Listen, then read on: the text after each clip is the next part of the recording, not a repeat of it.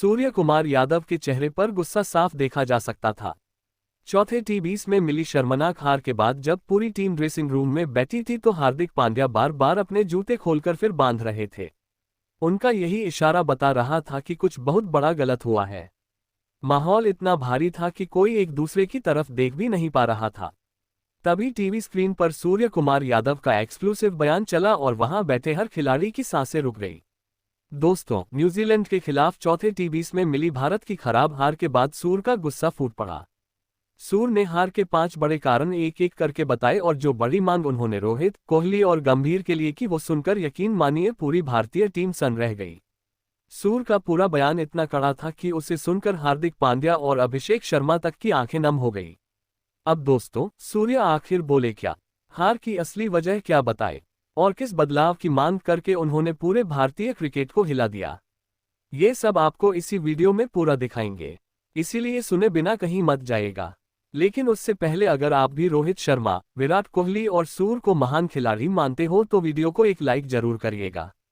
तो चलिए अब आपका ज्यादा समय ना लेते हुए शुरू करते हैं वीडियो। दोस्तों, आंध्र प्रदेश के विशाखापट्टनम स्थित doctor DY Rajasekhara Reddy cricket stadium में 5 मैचों की टीवी सीरीज के चौथे मुकाबले में कप्तान सूर्य कुमार यादव ने टॉस जीतकर पहले गेंदबाजी का फैसला किया।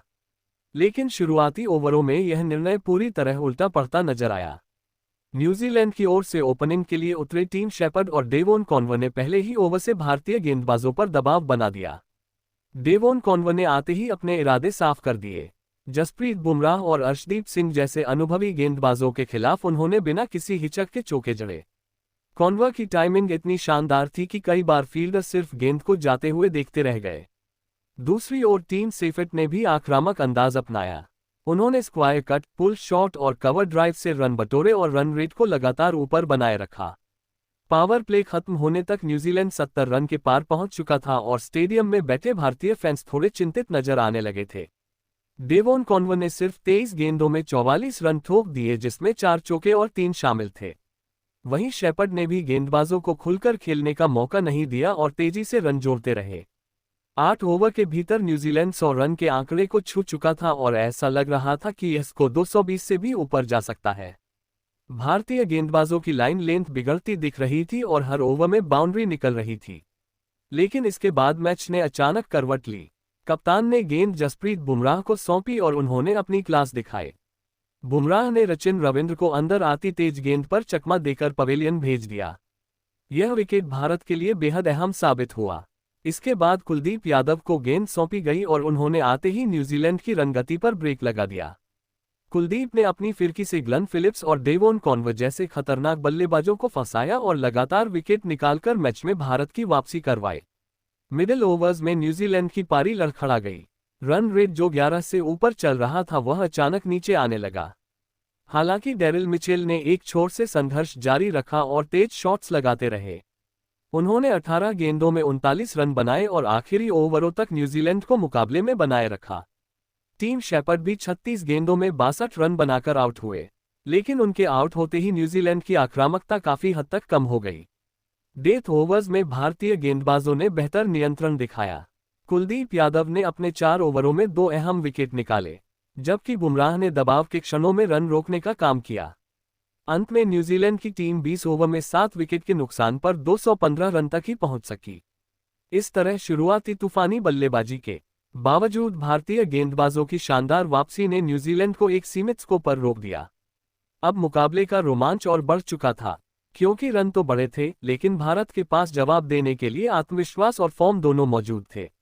215 रनों के बड़े लक्ष्य का पीछा करने उतरी भारतीय टीम की शुरुआत बेहद खराब रही और शुरुआती झटकों ने मुकाबले को रोमांचक बना दिया। पारी की पहली ही गेंद पर अभिषेक शर्मा बिना खाता खोले पवेलियन लौट गए।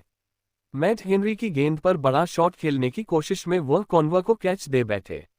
इस शुरुआती झटके से भारतीय डगआउट में सन्नाटा सा छा गया और रन चेज की मुश्किलें यहीं से बढ़ती नजर आने लगी।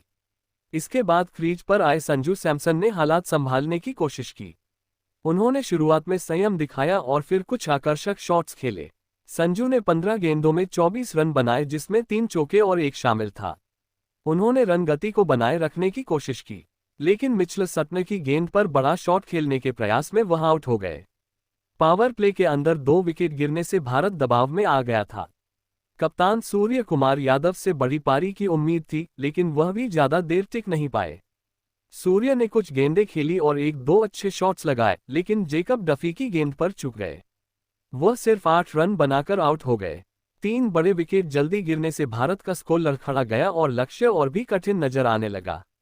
इसके बाद रिंकू सिंह ने एक छोर संभालने की कोशिश की।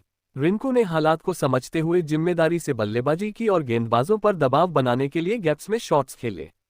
उन्होंने 30 गेंदों में 39 रन बनाए और टीम को संभालने का प्रयास किया। हालांकि झाकरी फोल्क्स की गेंद पर वह एलबीडब्ल्यू आउट हो गए, जिससे भारत को एक और झटका लगा। रिंकू के आउट होते ही भारत की स्थिति और मुश्किल हो गई। हार्दिक पांड्या से उम्मीद थी कि वह तेजी से रन बनाएंगे, लेकिन वह भी सिर्फ 2 रन बनाकर पवेलियन लौट गए। सटने की गेंद पर गलत टाइमिंग ने उनकी पारी खत्म कर दी। 10 ओवर के भीतर 5 विकेट गिरने से भारतीय टीम पूरी तरह बैकफुट पर चली गई। यहीं से मुकाबले में नया मोड़ आया जब शिवम दुबे क्रीज पर आए। दुबे ने आते ही आक्रामक अंदाज अपनाया और बड़े शॉट्स खेलने शुरू कर दिए। उन्होंने दबाव को अपने ऊपर हावी नहीं होने दिया और की बरसात कर दी। 19 गेंदों में 54 रन की उनकी विस्फोटक पारी ने मैच में जान डाल दी और स्टेडियम का माहौल पूरी तरह बदल गया। हालांकि शुरुआत बेहद खराब रही थी, लेकिन दुबे की आक्रामक बल्लेबाजी ने यह दिखा दिया कि मुकाबला अभी खत्म नहीं हुआ है। शुरुआती झटकों के बावजूद भारत ने हार नहीं मानी और मैच को आखिरी ओवरों तक खींचने का इरादा साफ नजर आने लगा। लेकिन दोस्तों, फिर इस मुकाबले में वही परिणाम हुआ जिसका डर हर भारतीय फैन को था। मैच खत्म होते ही टीम इंडिया की हार ने ड्रेसिंग रूम से लेकर फैंस तक सभी को निराश कर दिया। लेकिन सबसे ज्यादा गुस्सा और बेबाक अंदाज में अपनी बात रखने वाले खिलाड़ी बने सूर्य कुमार यादव। पोस्ट मैच बातचीत में सूर्य का दर्द और गुस्सा दोनों साफ झलक रहा था। उन्होंने बिना किसी लाग लपेट के भारत की हार के 5 बड़े कारण गिनाए और साफ कहा कि यह मुकाबला हमारे लिए बेहद जरूरी था, लेकिन टीम से जो गलतियां हुई उनकी भरपाई हम मैदान पर नहीं कर पाए। सूर्य कुमार यादव ने सबसे पहले टीम कॉम्बिनेशन पर सवाल उठाए। उन्होंने कहा, मैंने पहले ही साफ तौर पर कहा था कि संजू सैमसन फॉर्म में नहीं, उन्हें थोड़ा समय देना चाहिए था। ऐसे खिलाड़ी को हर मुकाबले में जगह देना जोखिम भरा फैसला था। सूर्य ने यह भी इशारा किया कि यह फैसला कोच गौतम गंभीर का था और उनके मुताबिक यही मैच का पहला बड़ा टर्निंग पॉइंट बन गया। सूर्य का मानना था कि बड़े मैचों में भावनाओं से नहीं बल्कि फॉर्म और फिटनेस को देखकर फैसले लेने चाहिए। इसके बाद सूर्य ने सीधा भारत की गेंदबाजी पर उंगली उठाई। उन्होंने कहा कि टीम शेपर्ड को बहुत ज्यादा आजादी दे दी गई।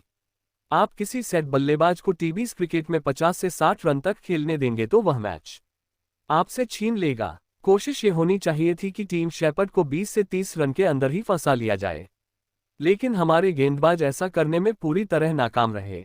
गिल के मुताबिक यहीं से मैच भारत के हाथ से निकलना शुरू हो गया।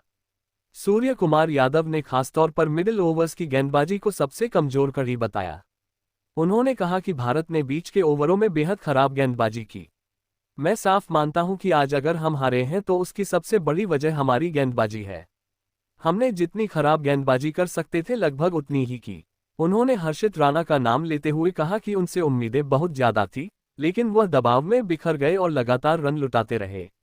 यहां सूर्य का गुस्सा सिर्फ खिलाड़ियों तक सीमित नहीं रहा, बल्कि उन्होंने कोचिंग स्टाफ के रवैया पर भी सवाल उठाए।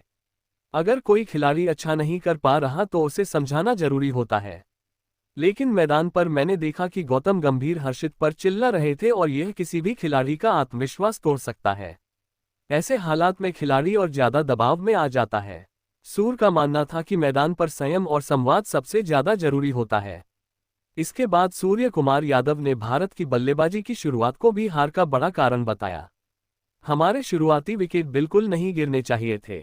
अगर शुरुआत मजबूत होती तो दबाव गेंदबाजों पर जाता, हमारे ऊपर नहीं। उन्होंने साफ कहा कि अगर अभिषेक शर्मा और संजू सैमसन टीम को अच्छी शुरुआत दिलाते तो शायद मुकाबला भारत के पक्ष में जा सकता था।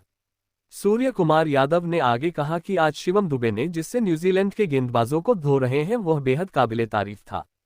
क्या कमाल की बल्लेबाजी थी। अगर उनका साथ कोई देता तो मैच का नतीजा कुछ और होता। सूर्य कुमार एकदम बिल्कुल शांत हुए और आंखों में आंसू लिए आगे जो खुलासा किया उसने सबको हैरान कर दिया। सूर्य ने ड्रेसिंग रूम में हुई अभिषेक शर्मा और हार्दिक पांड्या के बीच हुई लड़ाई के बारे में जो कहा वह बेहद चमकाने वाला था। सूर्य ने कहा कि इसमें हार्दिक की मुझे थोड़ी गलती लगती है। अभिषेक शर्मा युवा है और उन्होंने ऐसा कुछ नहीं कहा जो हार्दिक को खराब लगे, लेकिन हार्दिक में थोड़ा अहंकार है जो पूरी दुनिया जानती है। आगे मैं कुछ नहीं कहना चाहूंगा। अपने बयान के आखिर में सूर्य कुमार यादव ने एक बड़ा और चौंकाने वाला सुझाव भी दे डाला। अब मेरा मानना है कि भारत के लिए रोहित शर्मा और विराट कोहली को किसी न किसी भूमिका में टीम के साथ आना चाहिए, चाहे मैदान पर हो या मेंटर के तौर पर। उनकी मौजूदगी टीम को स्थिरता और अनुभव दे सकती है। सूर के मुताबिक युवा टीम को इस वक्त सीनियर खिलाड़ियों की सोच और मार्गदर्शन की सबसे ज्यादा जरूरत है।